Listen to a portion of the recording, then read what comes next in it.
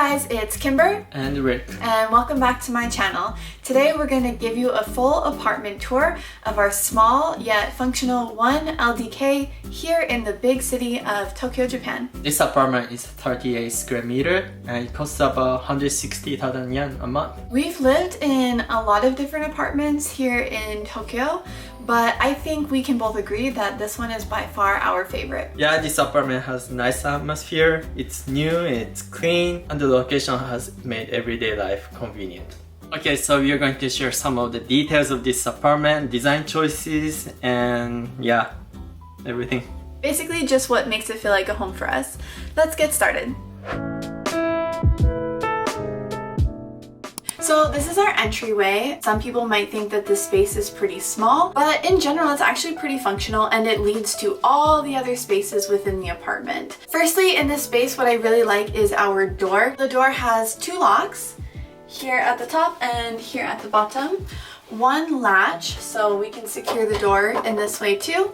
And then there's a peephole here as well. The door is made of metals, so it's great for security, but it's also great for storing a bunch of different things like umbrellas, keys, glasses, earphones, anything that we want to grab before heading out for the day. And also, I've decided that it's a great place to decorate. I think it's a great conversation starter for when people are coming and going. They always comment on my magnets, so I really like having them here as opposed to having them in the apartment on the fridge where no one looks at them anyways. Then there is the genkan. This is a very important part of Japanese homes and apartments. Having these steps helps separate from outside and inside. And obviously, we don't wear shoes inside. We take our shoes off here and go inside. The shoes that we use regularly, obviously we want to be able to get to them quickly, so we keep them out here at the genkan. But we have a lot of shoes, and Rick especially, and he's basically like a collector of shoes. How many pairs of shoes would you say you have, like, in general? I don't know, you know. Together we have maybe like 20 pairs of shoes, but I think like 15 are his and 5 are mine. So the shoes that we're not using on a regular basis we keep in here, and this is just a shoe closet. It's very, very big, very spacious. We can fit all of our shoes in here, so anything that we're not using on a regular basis we would keep and store in this shoe closet. Here is our bathroom. In comparison to our last apartment, I really like this bathroom, and there's a couple of reasons. Firstly, the storage is amazing. So we have 2 cabinets here for storage. We have the cabinet underneath for storage, and then here in the mirror, all 3 of these are also used as storage. So all the things that we need to keep in the bathroom, we don't need to see out on the countertops because we have plenty of storage. Then we also added additional storage. We got these bins from Muji, and they are useful for keeping our towels and also our clothes that we're not using at the moment, like pajamas or outdoor clothing, things like this. The bathroom is large enough to fit our laundry machine, which is a huge bonus. In our last apartment, it was right in the entryway, so when people walked in, it was the first thing that they saw. Whereas here in the bathroom, it's hidden away, no one needs to see our laundry. And then lastly, what I like is that the bathroom is somewhat stylish. Usually Japanese bathrooms have that same boring, ugly color scheme.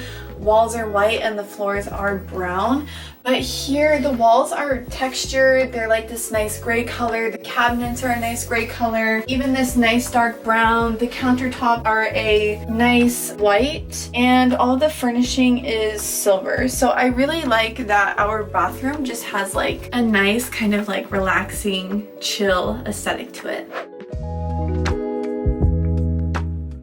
Right next door to the bathroom is the toilet room, and this is a big bonus. In the US, they don't separate the two, so I love having the toilet room separated from the bathroom. So in here is what you expect. A toilet. All I really want to say about this room is I love the color scheme, I love that there's storage up here, and I love that the toilet is nice with all the different functions. Next up on this tour is our kitchen, and I would say a lot of things that you see here are ours. They did not come with the kitchen. So we have the fridge, the microwave, rice cooker, all of those things we purchased ourselves. Features of this kitchen that I really like: the sink is deep and it's really wide, so we can fit a lot of dishes in here. Counter space, we have a lot. Enough space that we can fit like a whole drying rack for our dishes, which we didn't have in our last apartment. We have 2 burners, and then over here we have some storage space. I think overall it's a good kitchen. If I could make one complaint about it, it would be that I felt there wasn't enough storage. So we did have to do a bit of DIY projects. For example, all of the pots and pans, we didn't have space to store it underneath. So what I did was I went to Daiso and I just got these magnetic hooks for about 100 yen each, and I just hang all of that stuff out of the way and we don't have to store it anywhere. And then also we have this shelving here, which we use to just put dishes, other things like our coffee. What do you think about the kitchen, Rick? So we have cat. So a cat tries to get on top of this kitchen counter. So we have to get this thingy right here. It keeps the cat to like drinking this water in this sink.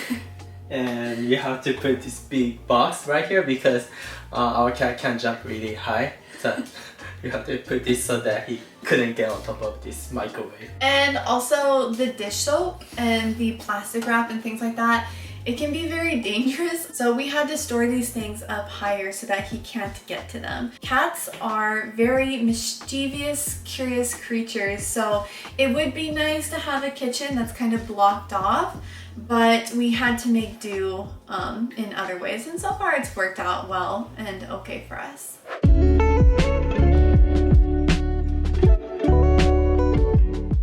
Then we have our combination living room and bedroom. Usually we keep this space open just to have like a more spacious feel to the room, but we do have some sliding doors, so in the event that we would want to separate the space, we can simply pull those doors out and put them back easily. The main things in this space would be the couch, the end table, and the shelving. The couch right here is from Lin Rose, which is a huge investment, but I have been looking into it for a while. Aside from it being super comfortable, I love the texture and the color of this couch, and it's really great for people who have pets. Our cat is brown, so we really wanted to find a couch that would handle his fur well, but also his tendency to scratch things or his tendency to sometimes throw up hairballs. This couch color hides the fur really well. It also is scratch resistant, and if he were to throw up on it, it is water resistant, so we can easily clean off the couch without having to worry about staining too much. So the room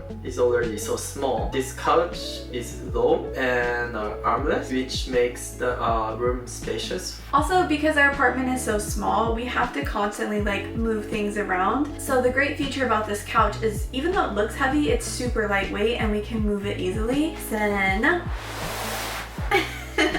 in front of the couch is our glass end table, which we also use as a dining table. The one downside to having a glass table is that it can easily smudge and it's also very vulnerable to scratching. But there's a lot of upsides to having this glass end table as well. Yeah, having a transparent design like this takes up less space visually and making the room feel bigger. Also, the glass and wood design goes well with our furnitures and colors. And because you can like see through the glass, it makes it really easy for us to get to things that we use every day. So we keep our laptops here, our remotes, coasters, things like that. And also it's just nice to see some of the things that we would normally put away just on display generally. It just looks nice overall.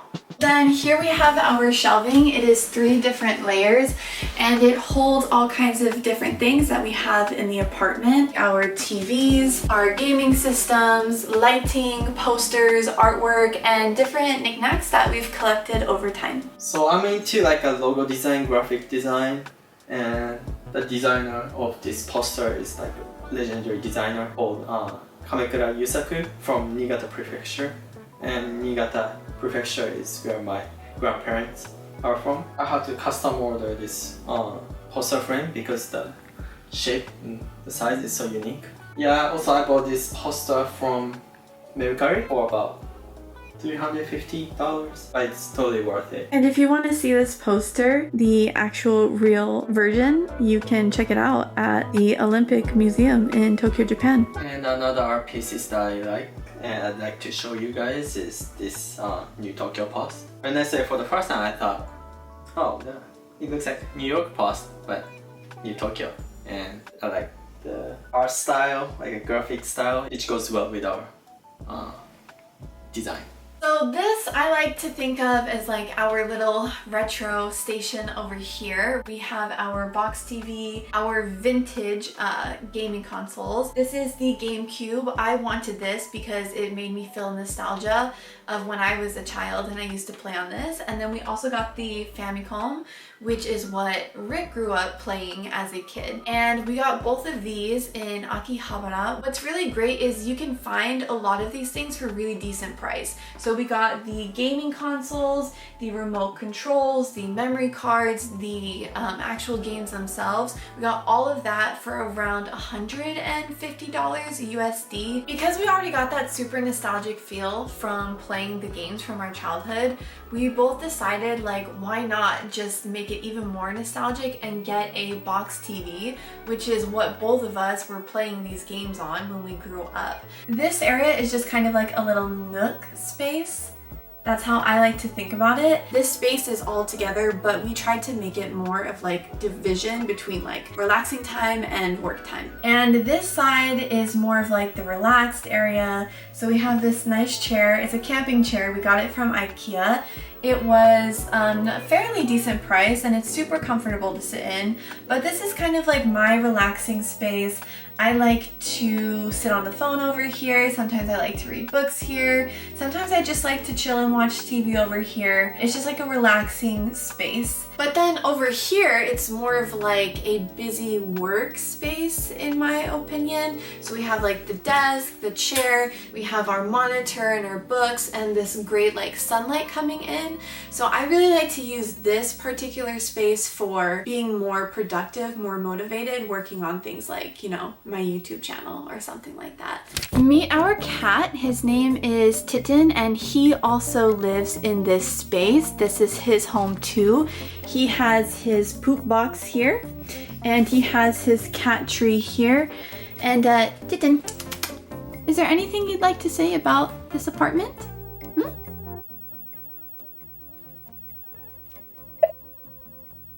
So right now, because it's daytime, we have really good lighting coming in from the two double windows in the back and then also the little ones in the nook area. But when it's nighttime, we have all kinds of other lighting situations.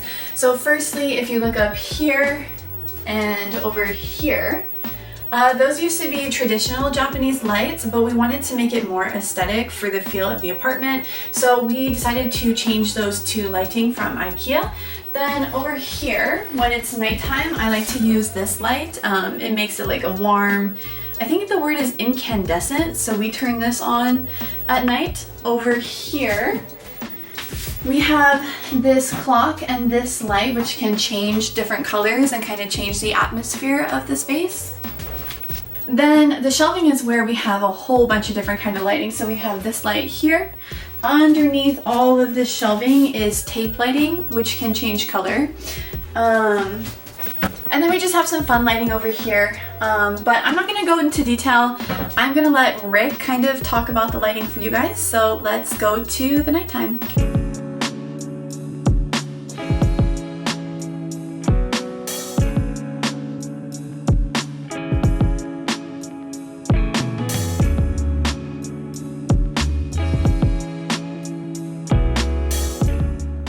So I love indoor lighting like this, and this is a lava lamp I got from my friends for my birthday gift.